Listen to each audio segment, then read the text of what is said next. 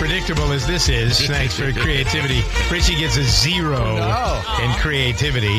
Still good. But I wanted to come out with Michael Zambello with Maniac, but Roberta said, no, Flashdance. I got to hear Flashdance. Yeah, right. Jennifer Beals, American actress, former teen model.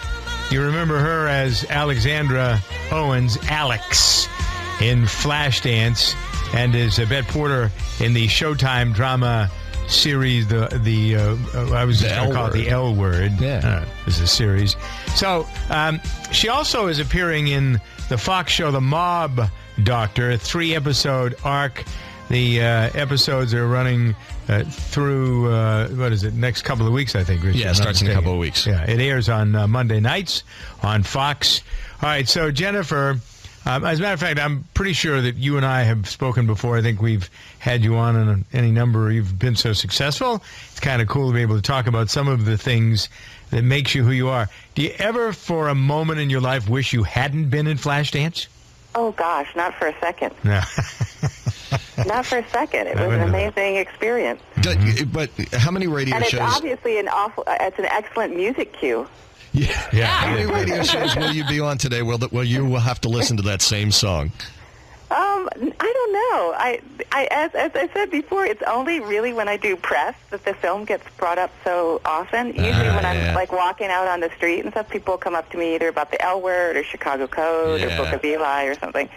But it's a great music cue, and I'll take it. Yeah. Well, it's nice to have something that gets you started, grounds you sort of, and so that because I have to pay some tribute to it before we move into some other things, bring you into the now. I think where you pay tribute to her is the fact that you were going to Yale when you filmed that movie, and then after the movie went back and finished another year or two. So I mean, how hard is that to film a movie while you're going to Yale? Well, I took off a term. I went to my dean and I asked to take a term off so I could go do the film, and he said, sure, you can always come back because people take time off to go do all kinds of things while they're at college, and so it was fine. It wasn't. What was it like when you went back after the movie was such a huge success? Well, the film hadn't come out when I went back, so I had already established a whole group of friends, without the movie in the way, and it wasn't that big of a deal because Jodie Foster was already there. So it was. So, did your friends? How did your friends react though when they went to see Did you go with your friends to see the movie the first time you saw it? Oh gosh, no. I went with a couple of friends, but I went with my brothers. I remember my brothers and I went together. And what did your brothers say? The big thing was, what did I say? I was the one who looked at the screen, and it was this very odd sensation where the audience was experiencing this character as being more real than me. I don't know how to explain it. It was this weird existential thing that happened. And so I ended up in the bathroom, like unable to come out of the bathroom for a while, just to wanting to be by myself. And my brothers had to come in and get me out. Not like I was crying or having a breakdown. It just was very weird. It was a really, really weird, trippy experience. And, and then, just moved onward. But it was my first little existential crisis there. And then you go to Chicago Code and Mob Doctors. Yes, yeah. That's a neat turn.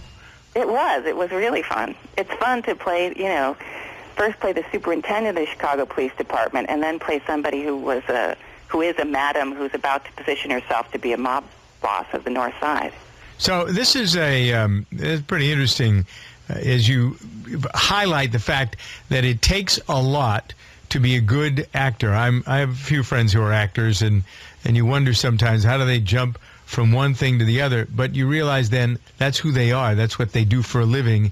It's the same as whatever I do or whatever somebody who's operating a factory does. If you're good at it, and it just requires some concentration as much as anything else, right? Can you easily get in and out of character, or do you have to think it? Well, the key to this character for me, and I'm not even joking really, were the crazy long nails that I had. Really? And I put on these ridiculously long, toxic acrylic nails where I could barely function during the day as Jennifer. Yeah. But she loved them, and they were almost like talons. Like, they're very feminine, but they're almost like a weapon in and of themselves. And once I had my nails, everything was sort of came into place. That was Jennifer. Really fun. Jennifer Beals.